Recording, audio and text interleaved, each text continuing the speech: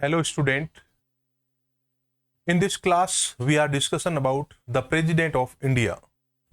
Last class we was discussion about the President, introduction of office of the President of India, and आज के इस class में हम राष्ट्रपति के टेन्योर यानी कि कार्यकाल की बात करेंगे, उसको पद से हटाने की बात करेंगे और उसके बाद में राष्ट्रपति के ऊपर जो महाभियोग है उसकी जो प्रक्रिया है पूरी प्रोसीजर ऑफ इम्पीचमेंट उसके बारे में हम डिस्कशन करेंगे और उसके साथ साथ हम राष्ट्रपति की पावर पढ़ेंगे। राष्ट्रपति की पावर क्या होती है, जैसे कार्यपालिका शक्ति, विधायी शक्ति, न्यायिक शक्ति, अध्यादेश शक्ति, सैन्य शक्तियां वगैरह वगैरह की हम डिस्कशन करने वाले हैं। तो क्लास की शुरुआत में हम राष्ट्रपति के टेन्योर से डिस्कशन स्टार्ट करेंगे। टेन्योर यानी कि राष्ट्रपति का कार्यकाल। राष्ट्रपति का कार्यकाल जनरली 5 साल होता है, लेकिन इस कार्यकाल से रिलेटेड किस टाइप के क्वेश्चन पूछे जा सकते हैं उन सब को हमें कवर करना जरूरी है। चलिए, तो सबसे पहले हम बात कर लेते हैं राष्ट्रपति के कार्यकाल की। तो कार्यकाल में यहां पर 5 वर्ष का जो कार्यकाल है ये आर्टिकल 56 में लिखा हुआ है। According to Article 56 of Indian Constitution, the President tenure and term will be 5 year. लेकिन यह कार्यकाल बढ़ सकता है और यह कार्यकाल घट भी सकता है। Decrease and increase both are possible. ये दोनों संभव है कि राष्ट्रपति का कार्यकाल 5 साल से कम हो सकता है, यानी कि घट सकता है। डिक्रीज का मतलब घटना और इंक्रीज का मतलब बढ़ना, ये बढ़ भी सकता है। लेकिन दोनों के लिए सिचुएशन अलग अलग है कि कौन सी सिचुएशन में कार्यकाल घटता है और कौन से में बढ़ता है। तो आप ध्यान से देखें, अगर राष्ट्रपति अपने पद से रिजाइन कर दे, रेजिग्नेशन यानी कि त्याग पत्र दे दे, अगर राष्ट्रपति के ऊपर महाभियोग लग जाए, इंपीचमेंट लग जाए, यानी कि संसद उसके ऊपर महाभियोग लगा दे, या राष्ट्रपति का पद पर हो जाए डेथ, निधन, इन 3 कारणों से राष्ट्रपति का कार्यकाल 5 साल से कम हो सकता है, यानी कि घट सकता है। अब इसमें आता है कि राष्ट्रपति अपना रिजाइन देता किसको है। तो एकदम सिंपल सी बात है, वो उपराष्ट्रपति को देता है। और इंपीचमेंट लगता कहां है?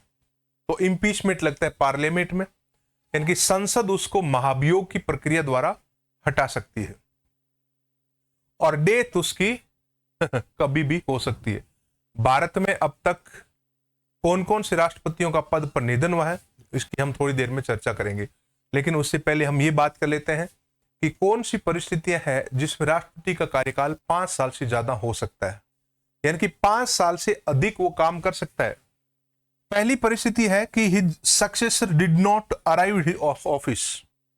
सक्सेसर का मतलब होता है उसका उत्तराधिकारी, उसकी जगह लेने वाला, उसकी बदली करने वाला अगर टाइम पर नहीं पहुंचा तो वो राष्ट्रपति पद छोड़ेगा नहीं, पद पर बना रहेगा।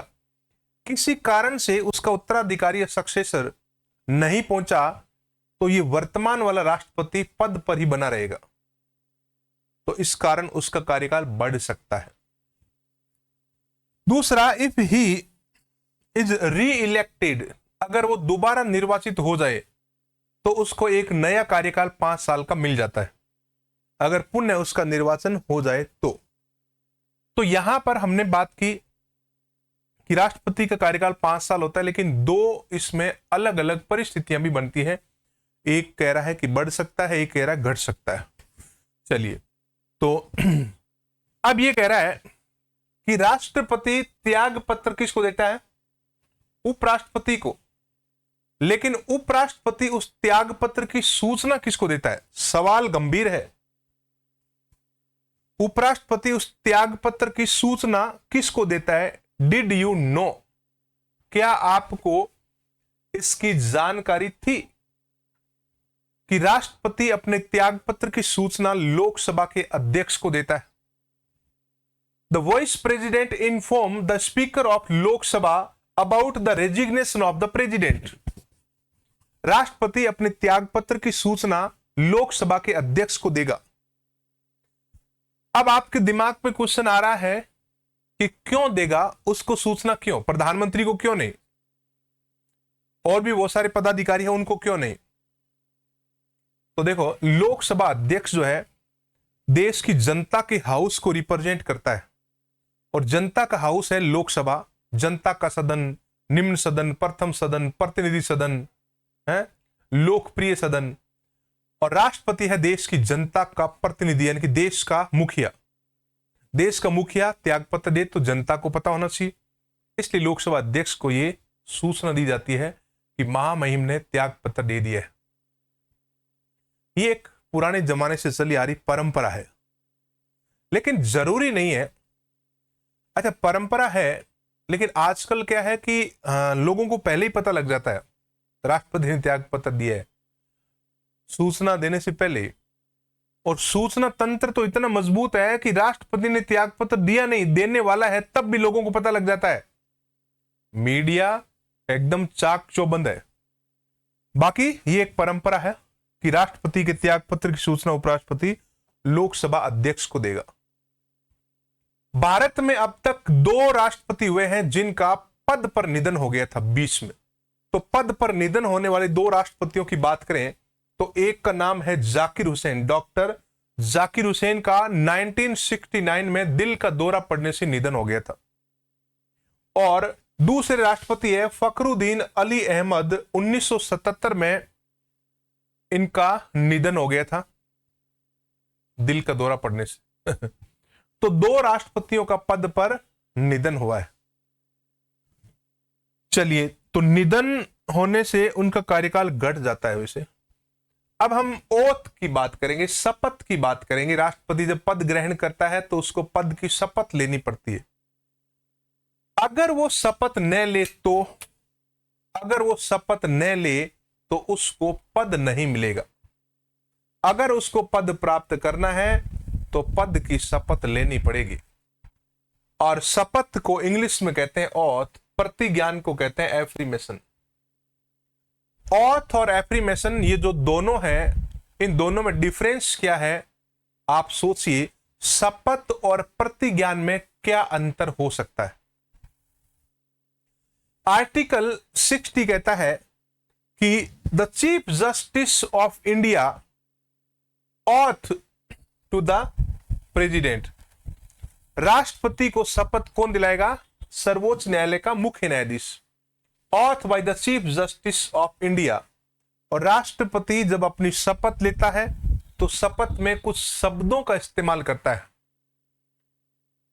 मैं द्रौपदी मुर्मू ईश्वर की शपथ लेती हूं कि विधि द्वारा स्थापित इस संविधान के प्रति इसका संरक्षण, परिरक्षण और प्रतिरक्षण करूंगी। मैं इस देश की एकता व अखंडता को बनाए रखूंगी और जनता को न्याय करूंगी, जनता को न्याय प्रदान करूंगी। यहां 3 शब्द जो है राष्ट्रपति के द्वारा बोले जाते हैं संविधान के बारे में। पहला है प्रोटेक्शन, यानी कि संरक्षण करना। दूसरा है प्रिजर्व, परिरक्षण। और तीसरा है डिफेंड, यानी कि प्रतिरक्षण। राष्ट्रपति संविधान की शपथ में 3 शब्द बोलता है, प्रोटेक्शन, प्रिजर्व एंड डिफेंड। संरक्षण, परिरक्षण और प्रतिरक्षण। देखो, प्रोटेक्शन का मतलब होता है, संरक्षण का मतलब होता है कि मैं संविधान के दायरे में शासन व्यवस्था को संचालित करूंगा। प्रिजर्व में, परिरक्षण में, परि का मतलब होता है चारों ओर से, मैं चारों ओर से संविधान की रक्षा करूंगा। प्रतिरक्षण, डिफेंड का मतलब है खतरे से बचाना। जब संविधान पर खतरा उत्पन्न होगा तो मैं इसकी रक्षा करूंगा। तो राष्ट्रपति इस प्रकार से 3 शब्दों का इस्तेमाल करता है जो संविधान के संरक्षण से संबंधित है। मैं आपको एक बात क्लियर कर देता हूं कि भारतीय संविधान की 3री अनुसूची में शपथ के फॉर्मेट दिए हुए हैं कि कौन सा पदाधिकारी अपनी शपथ में किन शब्दों का इस्तेमाल करेगा। यह शपथ के फॉर्मेट 3rd शेड्यूल 3री अनुसूची में है, लेकिन ध्यान रखना है इस अनुसूची में राष्ट्रपति, उपराष्ट्रपति और राज्यपाल की शपथ का फॉर्मेट नहीं है। तो इनकी शपथ का फॉर्मेट कहां है? इनके अनुच्छेदों में ही दिया हुआ है। तीसरी अनुसूची में किन की शपथ है? न्यायाधीशों की शपथ है, प्रधानमंत्री, मंत्रियों की शपथ, राज्यों के मुख्यमंत्री और राज्यों के मंत्रियों की शपथ, विधानसभा के सदस्य, विधान परिषद के सदस्य, लोकसभा के सदस्य, राज्यसभा के सदस्य, आयोगों के अध्यक्ष और उनके सदस्यों की शपथ के फॉर्मेट संविधान की 3rd शेड्यूल में है। लेकिन 3rd शेड्यूल में राष्ट्रपति, उपराष्ट्रपति और राज्यपाल की शपथ का फॉर्मेट नहीं है। थोड़ा सा अंतर आपको ध्यान में रखना है। अब हमने थोड़ी देर पहले बात की थी कि शपथ और प्रतिज्ञान में अंतर क्या होता है। What is the difference between oath and affirmation. Oath और एफर्मेशन में डिफरेंस की बात करें तो एक आता है एथिस्ट और दूसरा आता है थेसिस्ट और एथिस्ट। थेसिस्टिक का मतलब होता है आस्तिक, यानी कि थेस्टिक का मतलब क्या होता है? आस्तिक। ये नाम तो आपने सुना ही होगा। और एथिस्ट का मतलब होता है नास्तिक। नास्तिक वो होता है जो वेदों और भगवान को नहीं मानता है, और आस्तिक वो होता है जो भगवान में विश्वास रखता है और उसको मानता है। तो राष्ट्रपति अपनी शपथ जब बोलता है तो वो या तो ओथ करेगा, शपथ लेगा, या क्या करेगा? एफर्मेशन, प्रतिज्ञान करेगा। तो यहां पर ध्यान रखने वाली बात यह है कि जो थेसिस्ट होते हैं वो तो करते हैं ओथ, और जो नास्तिक या एथिस्ट होते हैं वो करते हैं एफर्मेशन। तो राष्ट्रपति शपथ लेता है या प्रतिज्ञान करता है, यह चीज आपको क्लियर होना बहुत जरूरी है। भगवान को मानना या नहीं मानना ये आपके विवेक पर डिपेंड करेगा, लेकिन संविधान किसी के ऊपर थोप नहीं सकता कि आप भगवान की कसम खाइए। जब मैं भगवान को मानू ही नहीं तो कसम क्यों खाऊं? इसलिए भगवान को न मानने वालों के लिए शपथ की जगह प्रतिज्ञान का प्रावधान किया गया है। जो प्रतिज्ञान करते हैं वो ईश्वर का नाम नहीं लेते हैं, जो शपथ लेते हैं वो ईश्वर का, भगवान का नाम लेते हैं। उसके बाद में हम बात करते हैं कि राष्ट्रपति को पद से कैसे हटाया जाता है। Impeachment against the president, article 61। देखो, पदाधिकारियों को हटाने की प्रक्रिया सबकी अलग अलग होती है। राष्ट्रपति को, प्रधानमंत्री को, राज्यपाल को, मुख्यमंत्री को, भारत निर्वाचन आयोग के अध्यक्ष को, सीएजी के अध्यक्ष को, जितने भी पदाधिकारी हैं, हमें उन सब को हटाने की प्रक्रिया पता होना बहुत जरूरी है। तो हम इसमें डिस्कशन करेंगे राष्ट्रपति के साथ अन्य पदाधिकारियों को कैसे हटाते हैं। लेकिन आज के लिए हमारा जो सबसे इंपॉर्टेंट पार्ट है राष्ट्रपति को हटाना, कि राष्ट्रपति को अगर पद से हटाना पड़े तो कौन सी प्रक्रिया अपनाई जाती है। चलिए देखते हैं। आर्टिकल 61 कहता है कि राष्ट्रपति को हटाने से पहले यह जरूरी है कि राष्ट्रपति ने संविधान का उल्लंघन किया हो। वोलेशन ऑफ द कॉन्स्टिट्यूशन, ये जरूरी है कि राष्ट्रपति संविधान का उल्लंघन करे तो उसके ऊपर इंपीचमेंट लगता है, महाभियोग लगता है। और महाभियोग जब लगता है तो उसके 14 दिन पहले उसको नोटिस दिया जाता है। महाभियोग संसद में किसी भी सदन से स्टार्ट किया जा सकता है 14 दिन पूर्व सूचना देकर। और संसद के जिस सदन से हम इसको स्टार्ट करते हैं उसके 1/4 सदस्यों की पूर्व सहमति चाहिए। जैसे लोकसभा से स्टार्ट करते हैं तो लोकसभा के 1/4 सदस्य सहमत होने चाहिए अंदर प्रवेश करवाने के लिए। अगर आप इसको राज्यसभा से स्टार्ट करते हो तो राज्यसभा के 1/4 सदस्य सहमत होने चाहिए। ये केवल एक ही बार चाहिए। जैसे राज्यसभा से एंट्री ले ली, फिर लोकसभा में जा रहे हो तो फिर इसकी जरूरत नहीं है आपको। ये सहमति है फर्स्ट एंट्री के लिए। अब लोकसभा में और राज्यसभा में जिस सदन से आपने शुरुआत की है वो पहला सदन कहलाएगा। लोकसभा से शुरुआत की तो लोकसभा प्रथम सदन कहलाएगा, राज्यसभा से शुरुआत की तो राज्यसभा प्रथम सदन कहलाएगा। प्रथम सदन आरोप लगाता है और दूसरा सदन आरोपों की जांच करता है। जब यहां पर आरोप लगाए जाते हैं तो 2/3 बहुमत से पारित होने के बाद ही माना जाएगा कि आरोप लगे हैं। आम आदमी के ऊपर पुलिस कैसे आरोप लगाती है? एक वारंट से, एक वारंट के माध्यम से किसी पर भी आरोप लगाकर किसी को गिरफ्तार किया जा सकता है। लेकिन राष्ट्रपति आम आदमी नहीं है। राष्ट्रपति को कानून में सुरक्षा प्रदान की गई है, देश का सर्वोच्च संवैधानिक पद है। तो इस पर आरोप लगाने के लिए 14 दिन का नोटिस दो, 1/4 सांसदों से सहमति लो, अंदर लाओ, 2/3 से पास करो। अब ये 2/3 कौन सा वाला? कुल संख्या का 2/3 होना चाहिए। यहां पर एक समिति आती है, समिति गठित की जाती है लोकसभा अध्यक्ष या विधानसभा सभापति द्वारा, और उस समिति में, उस कमिटी में 3 लोग होते हैं, chief justice of India, chief justice of high court और कोई भी कानून का जानकार। और ये राष्ट्रपति को पक्ष रखने के लिए कहते हैं। और उसके बाद में राष्ट्रपति का पक्ष कमजोर होता है तो उसके बाद ये 2/3 से पास करते हैं। ये 2/3 से पास करने के बाद में अब ये जाता है दूसरे सदन में, लोकसभा में, और लोकसभा में इन आरोपों की जांच की जाती है। और यहां भी राष्ट्रपति मुजरिम के रूप में पेश होता है। और अगर लोकसभा ने जांच करके उसे 2/3 से पास कर दिया तो वहीं से राष्ट्रपति का पद खाली माना जाएगा। और राष्ट्रपति को हटाने की यह प्रक्रिया हमने अमेरिकी संविधान से ली है। इस प्रक्रिया को क्वासी जुडिशियल सिस्टम के नाम से भी जानते हैं। किस नाम से? अर्ध न्यायिक प्रक्रिया, इंग्लिश में कहें तो क्वासी जुडिशियल प्रोसीजर। अमेरिका के राष्ट्रपति को भी इसी प्रक्रिया से वहां की सीनेट हटाती है।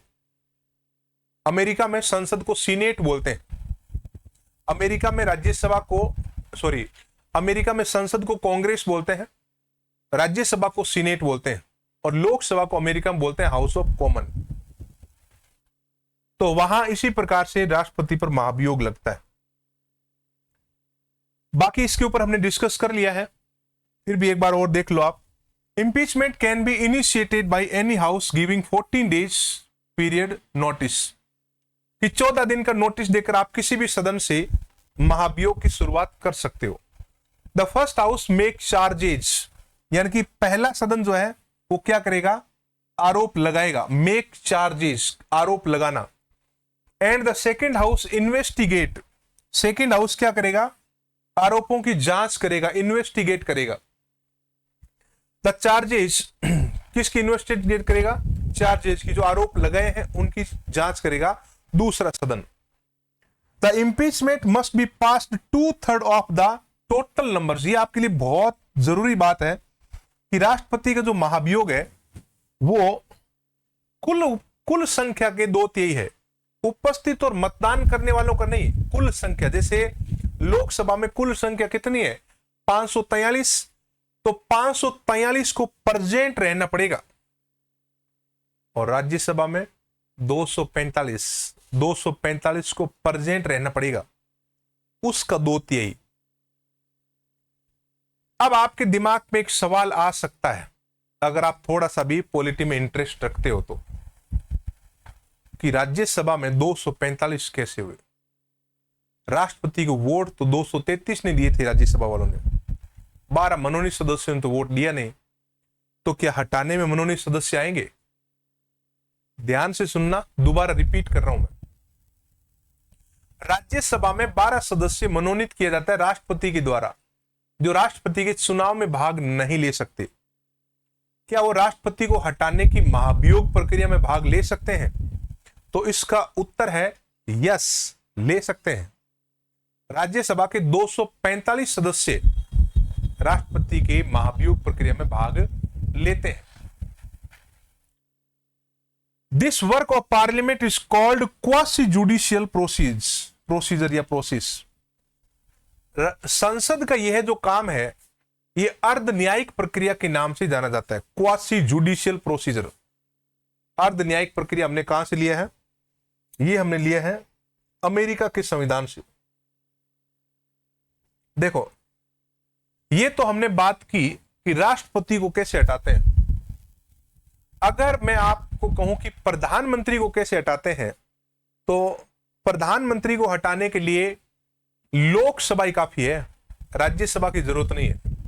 लोकसभा में विपक्ष की पार्टी एक अविश्वास प्रस्ताव पास करती है और वो अविश्वास प्रस्ताव साधारण बहुमत से पारित होता है, यानी कि 50% + 1 से पास होता है, और वो पास होते ही प्रधानमंत्री पद छोड़ देता है। प्रधानमंत्री का हटाने का जो प्रस्ताव है उसको अविश्वास प्रस्ताव के नाम से भी जानते हैं। ये अविश्वास प्रस्ताव लोकसभा के नियम 198 के अंतर्गत लाया जाता है, जिसका संविधान में तो कहीं उल्लेख नहीं है, संसद के नियमों के अंतर्गत लाया जाता है। प्रधानमंत्री को हटाने का अविश्वास प्रस्ताव लाने से पहले कम से कम 50 लोगों की सहमति चाहिए जो लोकसभा के हो, और वो एंट्री करवाए उसको। भारत में सबसे ज्यादा अविश्वास प्रस्ताव 15 बार इंदिरा गांधी के खिलाफ लाए गए थे। पहली बार 1963 में नेहरू सरकार को हटाने का असफल प्रयास किया गया था जेबी कृपलानी द्वारा। मोदी सरकार को हटाने के लिए अविश्वास प्रस्ताव 2 बार आ चुका है लोकसभा में, लेकिन हटा नहीं, मतलब पास नहीं हुआ। अब उपराष्ट्रपति को अगर हटाना हो तो क्या करेंगे? उपराष्ट्रपति को हटाने के लिए राज्यसभा में एक संकल्प प्रस्ताव पास होता है विशेष बहुमत से, 2/3 से, और वो अगर पास हो गया और फिर लोकसभा उसके लिए सहमत होती है। लोकसभा की सहमति का मतलब है लोकसभा में साधारण बहुमत से पास होना। उपराष्ट्रपति को हटाना राष्ट्रपति के समान मुश्किल नहीं है, इसको थोड़ा आसान बनाया है। एक संकल्प प्रस्ताव, एक रिजोल्यूशन पास किया जाता है, राज्यसभा लाती है। राज्यसभा, इसकी शुरुआत लोकसभा में नहीं की जा सकती। उपराष्ट्रपति को हटाने की संकल्प प्रस्ताव की राज्यसभा से ही की जा सकती है। राज्यपाल राज्यों में होते हैं, उनको हटाने के लिए प्रक्रिया संविधान में कहीं लिखी हुई नहीं है, तो राष्ट्रपति किसी भी राज्यपाल को कभी भी हटा सकता है प्रधानमंत्री और मंत्री परिषद की सलाह पर। तो हटाने की प्रक्रिया जब नहीं होती है तो नियुक्त करने वाला व्यक्ति उसको हटा सकता है।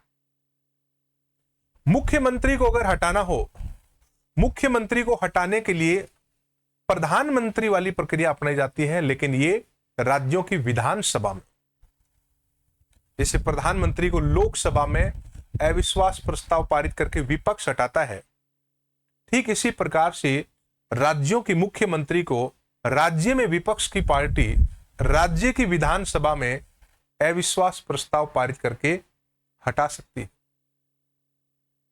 सुप्रीम कोर्ट के जज को हटाने के लिए संसद में महाभियोग जैसी प्रक्रिया अपनाई जाती है, लेकिन इसमें कुल सदस्यों का 2/3 बहुमत नहीं चाहिए। उपस्थित और मतदान करने वालों का 2/3 बहुमत से ये पास हो जाता है, तो जज अपना त्यागपत्र दे देता है। फाइनली राष्ट्रपति उसको हटने का आदेश देता है। इसी प्रकार से हाईकोर्ट के जजेस को हटाया जाता है, और इसी प्रक्रिया से भारत के मुख्य निर्वाचन आयुक्त को और राज्य के निर्वाचन आयुक्त को पद से हटाया जाता है, और इसी प्रक्रिया से नियंत्रक एवं महालेखा परीक्षक CAG, controller and auditor general को हटाया जाता है। लेकिन यूपीएससी के चेयरमैन को अगर हटाना हो तो सुप्रीम कोर्ट की जांच के बाद राष्ट्रपति हटा सकता है। आरपीएससी के और राज्य लोक सेवा आयोग के अध्यक्ष को अगर हटाना हो तो राष्ट्रपति हटा सकता है सुप्रीम कोर्ट की जांच के बाद। अगर गांव के सरपंच को हटाना हो तो गांव के सरपंच को हटाना हो तो गांव की ग्राम पंचायत में पंचों के द्वारा एक अविश्वास प्रस्ताव पास किया जाता है, और यह अविश्वास प्रस्ताव 2/3 बहुमत से पारित होता है। कहां पर पारित होता है? ग्राम पंचायत में पंचों के द्वारा, पंच हटाते हैं। तो हटाने की प्रक्रिया सभी पदाधिकारियों की अलग अलग होती है। चलिए तो आगे बढ़े। अब हम बात करेंगे power and function of the president, राष्ट्रपति के कार्य और शक्तियां। राष्ट्रपति के कार्य और शक्तियों में सबसे पहली जो शक्ति है जिसका नाम है एग्जीक्यूटिव पावर। राष्ट्रपति के अंदर कौन कौन सी शक्तियां हैं उनकी अगर हम बात करें तो यहां पर आती है एग्जीक्यूटिव पावर यानी कि कार्यपालिका शक्ति, यहां पर आती है लेजिस्लेटिव पावर यानी कि विधायी शक्ति, राष्ट्रपति को प्राप्त है फाइनेंशियल पावर यानी कि वित्तीय शक्ति, राष्ट्रपति को प्राप्त है जुडिशियल पावर यानी कि न्यायिक शक्ति, राष्ट्रपति को पावर है इमरजेंसी पावर यानी कि आपातकालीन शक्ति, राष्ट्रपति को प्राप्त है डिप्लोमेटिक पावर यानी कि कूटनीतिक शक्ति, राष्ट्रपति को प्राप्त है मिलिट्री पावर यानी सैन्य शक्ति, और राष्ट्रपति को प्राप्त है डिस्क्रेशनरी पावर यानी कि विवेक शक्ति। तो राष्ट्रपति को इस प्रकार से 8 प्रकार की शक्तियां प्राप्त है संविधान में, जिसमें डिस्क्रेशनरी पावर क्लियर नहीं है लेकिन राष्ट्रपति इस्तेमाल करता है विवेक शक्ति, और यह पावर स्पष्ट रूप से लिखी हुई है संविधान के अंदर अनुच्छेदों में। तो हम एक एक अनुच्छेद वाइज इन सारी चीजों को समझने का प्रयास करेंगे और संविधान की मुश्किल भाषा का डिकोड करेंगे। मुश्किल भाषा को डिकोड कर लिया तो आपको दिक्कत नहीं आएगी कभी भी। देखो, पहले हम कौन सी पावर पढ़ेंगे? पहले हम पावर पढ़ेंगे एग्जीक्यूटिव पावर। एग्जीक्यूटिव का मतलब होता है कार्यपालिका शक्ति, कार्यपालिका का मतलब होता है सरकार, और जो एग्जीक्यूट करने का काम करती है, जो कानून को लागू करने का काम करती है। पूरे देश में एक टीम होती है जिसमें अस्थायी और स्थायी दोनों प्रकार की कार्यपालिका शामिल है। अस्थायी टेम्परेरी एग्जीक्यूटिव होती है हमारे मंत्री लोग, और परमानेंट एग्जीक्यूटिव होती है हमारे प्रशासनिक अधिकारी और कर्मचारी लोग, उनसे मिलकर बनती है कार्यपालिका या एग्जीक्यूटिव। उनके संदर्भ में राष्ट्रपति के द्वारा जो जो काम किए जाते हैं वो सब क्या कहलाते हैं? कार्यपालिका शक्ति। चलिए, तो अनुच्छेद 53 क्लॉज फर्स्ट कहता है the executive power of union government shall be vested in the president and shall be executed by him directly और थ्रू सबऑर्डिनेट। यानी कि भारत सरकार की सभी कार्यपालिका शक्तियां राष्ट्रपति के अंदर निहित होगी और उनका इस्तेमाल वह खुद या अपने अधीनस्थों के सहयोग से करेगा। Shall be vested in president shall be exercise by him, यानी कि खुद करेगा डायरेक्टली, और थ्रो सबऑर्डिनेट यानी कि अपने अधीनस्थ। ये सबऑर्डिनेट होते हैं मंत्री परिषद। राष्ट्रपति के सबऑर्डिनेट मंत्री परिषद होते हैं काउंसिल ऑफ मिनिस्टर एंड प्रधानमंत्री। आर्टिकल 53 क्लोज सेकंड क्या कहता है? देखो ध्यान से देखना। The supreme command of the defence forces of union shall be vested in the president. यानी कि राष्ट्रपति, अनुच्छेद 53(2) के अनुसार राष्ट्रपति देश का सर्वोच्च सेनापति होता है। यानी कि राष्ट्रपति के अंदर देश की मिलिट्री पावर निहित होती है। वेस्टेड का मतलब होता है निहित होना, उसके अंदर होना।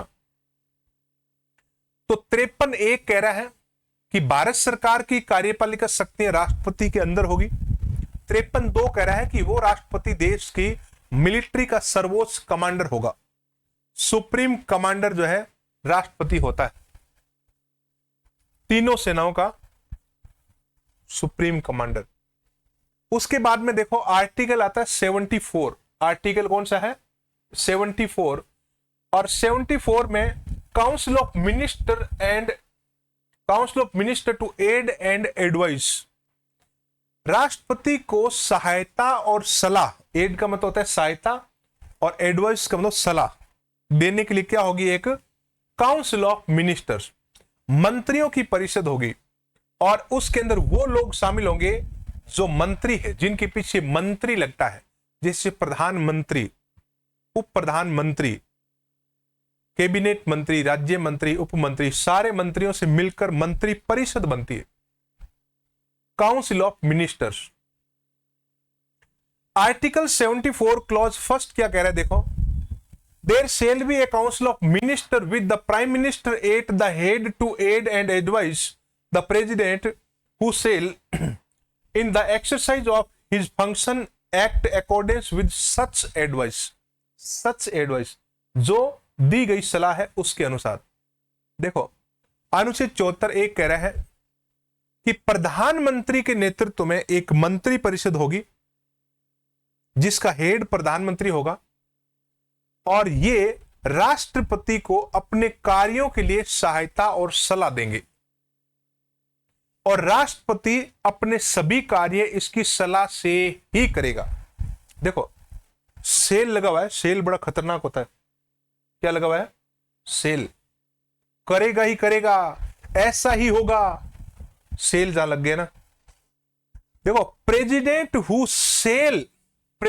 Who shall in the exercise of his function act in accordance with such advice, यानी कि राष्ट्रपति मंत्री परिषद की सलाह से ही करेगा। ये जो सेल सच एडवाइस वाली जो बात है ना, ये शुरुआत के संविधान में नहीं थी।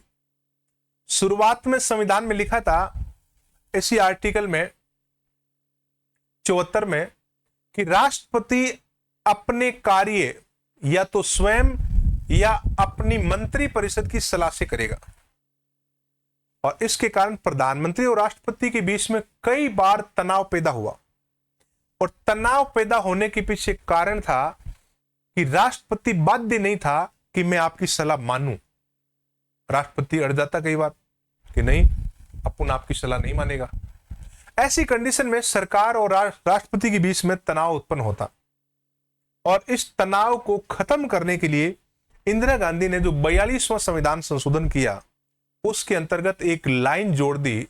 उस समय देश में आपातकाल लगा हुआ था 42वें संशोधन के अंतर्गत 1976 में, और इसमें लाइन में ये फॉर्मेटिंग पूरी चेंज कर दी, और इसमें लिख दिया कि राष्ट्रपति अपने सभी कार्य मंत्री परिषद की सलाह से ही करेगा। ये लो, अब राष्ट्रपति मंत्री परिषद की सलाह मानने के लिए बाध्य है। अब राष्ट्रपति रबड़ स्टांप बन गया। अब राष्ट्रपति के पास खुद की कोई पावर नहीं है, मंत्री परिषद जो सलाह देती है बस वही करेगा। आर्टिकल 74 क्लॉज 2 कह रहा है कि this advice can not be inquired by the court. देश की कोई भी अदालत में यह पावर नहीं होगी कि राष्ट्रपति की इस सलाह की वो जांच कर ले और पूछ ले कि मंत्री परिषद ने राष्ट्रपति को क्या सलाह दी है। यहां पर कोर्ट के हस्तक्षेप को रोकने का प्रयास किया गया है कि देश की न्यायपालिका, देश की जुडिशरी, कोई भी कोर्ट इस विषय की जांच नहीं कर सकता कि मंत्री परिषद ने राष्ट्रपति को क्या सलाह दी है या नहीं दी है, और नहीं दिए तो क्यों नहीं दिए, और दिए तो क्या दिए।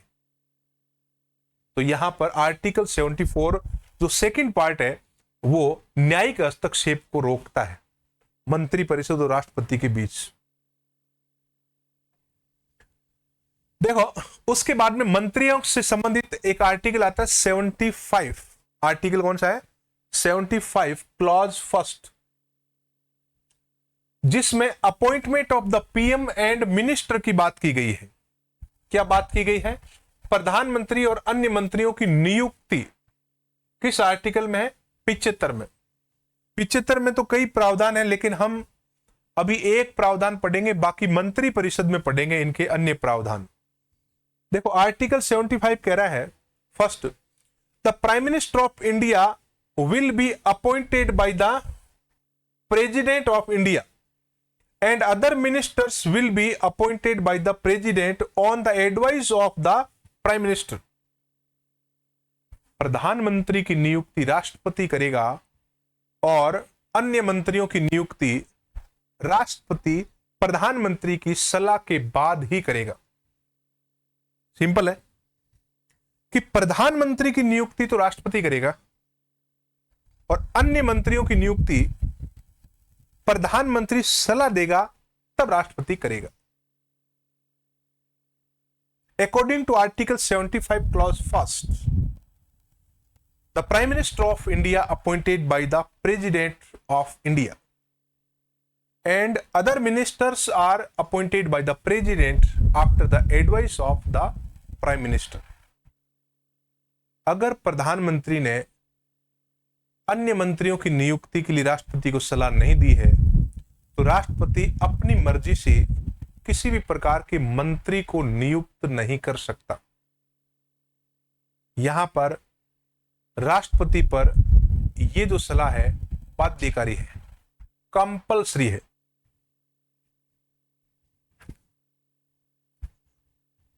उसके बाद में आर्टिकल आता है 76 और वो अटॉर्नी जनरल की बात कर रहा है।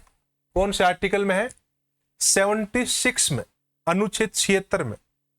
अटॉर्नी जनरल नाम तो सुना ही होगा, महान्यायवादी। अटॉर्नी जनरल को हिंदी में क्या कहते हैं? महान्यायवादी। महान्यायवादी। राज्यों में इसके समकक्ष होता है महाधिवक्ता, केंद्र में होता है महान्यायवादी। महान्यायवादी क्या काम करता है? सरकार को कानूनी सलाह देता है और कोर्ट में सरकार के मुकदमे लड़ता है।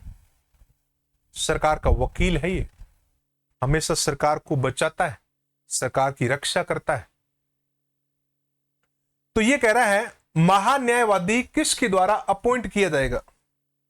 तो महान्यायवादी को अपॉइंट करेगा राष्ट्रपति। भारत का राष्ट्रपति प्रधानमंत्री की सलाह के बाद में महान्यायवादी या अटॉर्नी जनरल की नियुक्ति करेगा। क्वालिफिकेशन, महान्यायवादी बनने के लिए क्या योग्यता होनी चाहिए व्यक्ति में? आपको भी अगर महान्यायवादी बनना है तो आप ध्यान से सुन लो। अगर ये क्वालिफिकेशन आपके अंदर है तो आप भी महान्यायवादी बन सकते हैं। कैसे? महान्यायवादी बनने के लिए कम से कम उस व्यक्ति को 5 साल तक किसी भी हाईकोर्ट का जज होना चाहिए, और अगर 5 साल वो जज नहीं रहा है तो कम से कम 10 साल तक उसने सुप्रीम कोर्ट में कम से कम 10 साल तक उसने हाईकोर्ट में वकालत की हो। 10 साल वकालत या 5 साल न्यायिक पद धारण किया हो, और न्यायिक पद हमेशा हाईकोर्ट का ही मान्य होगा। ऐसी योग्यता अगर है तो वो सुप्रीम कोर्ट का जज बन सकता है और वो महान्यायवादी बन सकता है। तो मैं सीधा स्ट्रेट फॉरवर्ड अगर बोलूं इस योग्यता को कि महान्यायवादी बनने के लिए योग्यता क्या है, तो सुप्रीम कोर्ट के जज के समान, सर्वोच्च न्यायालय के न्यायाधीशों के समान। तो एलिजिबल बिकम जज ऑफ सुप्रीम कोर्ट, ये क्वालिफिकेशन। ड्यूटी क्या होगी? महान्यायवादी की ड्यूटी क्या होगी? Pleading on behalf of government in supreme court other courts. सरकार की तरफ से प्लीडिंग, सुनवाई करना, सरकार का पक्ष रखना, मतलब सुप्रीम कोर्ट या अदर कोर्ट में। Doing other legal work at the behest of president right. राष्ट्रपति के द्वारा दिए गए कार्यों को वो करता है। राइट टू स्पीक, महान्यायवादी को बोलने का अधिकार है। कहां पर बोलने का अधिकार है? पार्लियामेंट में। In parliament but can not vote, can participate in meeting of the committee of parliament. संसद की कोई भी समिति में, संसद के किसी भी सदन में महान्यायवादी उपस्थित हो सकता है, बोल सकता है, सरकार का पक्ष रख सकता है, सरकार के जवाब दे सकता है, विपक्ष के द्वारा पूछे गए कानूनी दावपेच के बारे में उनको समझा सकता है। लेकिन क्या नहीं कर सकता? मतदान, वोटिंग नहीं कर सकता। सदन में वोटिंग तो वही करते हैं जो मेंबर होते हैं, और महान्यायवादी मेंबर न होते हुए भी सदन की बैठकों में भाग लेता है। टेन्योर इसका फिक्स नहीं है, कभी भी इसको हटाया जा सकता है। Depend on will the president, राष्ट्रपति की प्लेजर ऑफ द प्रेसिडेंट, राष्ट्रपति की प्रसाद पर्यंत पद धारण करता है। सैलरी, सर्विस कंडीशन और प्रेसिडेंट निर्धारित करता है कि आपको कितना सैलरी और सुविधाएं मिलेगी। एमसी शीतलवाड़, मोतीलाल चिमनलाल शीतलवाड़ भारत के पहले महान्यायवादी कहलाते हैं, आजाद भारत के पहले महान्यायवादी। और आर वेंकट रमणी वर्तमान में महान्यायवादी। वर्तमान वाले चेंज होते रहते हैं तो इसको आप अपडेट करते रहना। आर्टिकल पढ़ेंगे 77। कौन सा पढ़ेंगे? आर्टिकल 77। ये कह रहा है कि all executive action of government of India shall be expressed to be taken in the name of president. Bharat सरकार के सभी कार्य राष्ट्रपति के नाम से होंगे। घर में अपने सभी कार्य दादाजी के नाम से होते हैं, ठीक इसी प्रकार से भारत सरकार के सभी कार्य देश के दादाजी के नाम से होंगे। देश के दादाजी कौन है? राष्ट्रपति। तो ये बात कहां पर लिखी है? अनुच्छेद 77 में, आर्टिकल 77 में इसका उल्लेख किया गया है। अब हम बात करेंगे कि ड्यूटीज ऑफ प्राइम मिनिस्टर, प्रधानमंत्री का कर्तव्य क्या है अकॉर्डिंग टू आर्टिकल 78। अनुच्छेद 78 में प्रधानमंत्री के कर्तव्य के बारे में लिखा है। ये आप जो देख रहे हो मंत्री परिषद है, काउंसिल ऑफ मिनिस्टर, और इस मंत्री परिषद का जो हेड है वो हेड कौन होता है? वो हेड होता है प्रधानमंत्री। ये प्रधानमंत्री है, ये मंत्री परिषद का हेड है। मंत्री परिषद की पूरी इंफॉर्मेशन राष्ट्रपति को देता है। राष्ट्रपति के साथ कम्युनिकेशन करता है प्रधानमंत्री। राष्ट्रपति डायरेक्ट मंत्री परिषद से नहीं मिलता है, लेकिन प्रधानमंत्री से मिलता है। तो इसलिए कहते हैं प्रधानमंत्री जो होता है राष्ट्रपति और मंत्री परिषद के बीच की कड़ी होता है, मीडिएटर। जैसे महान्यायवादी होता है ना, वो सरकार और कोर्ट के बीच की कड़ी होता है, अदालत के बीच की कड़ी। अब ये कह रहा है कि shall give information to the president on all matter relating the administration of the government of India and legislative proposals. प्रधानमंत्री का पहला कर्तव्य है कि भारत सरकार के सभी निर्णय और विधायी प्रस्तावों के बारे में राष्ट्रपति को अवगत करवाएगा। Furnish any information required by the president relating to government of India, वो इंफॉर्मेशन भी देगा जो राष्ट्रपति के लिए जरूरी है। उस इंफॉर्मेशन से राष्ट्रपति को अवगत कराएगा। इफ द प्रेसिडेंट फील, महसूस करे, that any decision of council of minister should be reconsider, the prime minister shall present that decision for consideration of the council of minister. यानी कि रिकंसिडर का मतलब होता है पुनर्विचार। ऐसे निर्णय जिस पर पुनर्विचार करना जरूरी है मंत्री परिषद का, तो राष्ट्रपति उस निर्णय को मंत्री परिषद के बीच में पुनर्विचार के लिए रखवा सकता है, चर्चा के लिए रखवा सकता है, बहुमत से पारित करवा सकता है। मंत्री निर्णय लेते हैं, प्रधानमंत्री का खौफ भी होता है उनके ऊपर, तो ऐसी कंडीशन में कुछ ऐसे निर्णय होते हैं जो जनहितैषी प्रॉपर नहीं बन पाते हैं और राष्ट्रपति को ऐसा लगता है, तो राष्ट्रपति प्रधानमंत्री को कह सकता है कि जाओ और चर्चा करवाओ, इसमें सुधार की गुंजाइश है, तो इस पर पुनर्विचार करवाया जाता है। की official appointed by the president, राष्ट्रपति के द्वारा कुछ पदाधिकारियों की नियुक्तियां की जाती है। की ऑफिशियल्स यानी कि कौन कौन से पदाधिकारी हैं जिनकी नियुक्तियां राष्ट्रपति करता है। जिनकी नियुक्तियां कौन करता है? राष्ट्रपति करता है। तो यहां आप गौर से देखिए, प्राइम मिनिस्टर की नियुक्ति राष्ट्रपति करता है। काउंसिल ऑफ मिनिस्टर, मंत्री परिषद के सभी मंत्री राष्ट्रपति द्वारा नियुक्त होते हैं, इवन उप प्रधानमंत्री भी। गवर्नर ऑफ स्टेट, सभी राज्यों के राज्यपालों की नियुक्तियां राष्ट्रपति के द्वारा प्रत्येक 5 वर्ष में की जाती है। जजेज of the supreme court and high court, सर्वोच्च न्यायालय तथा राज्यों के उच्च न्यायालयों के मुख्य न्यायाधीश और अन्य न्यायाधीश, इन सब की नियुक्ति कौन करता है? देश का राष्ट्रपति करता है।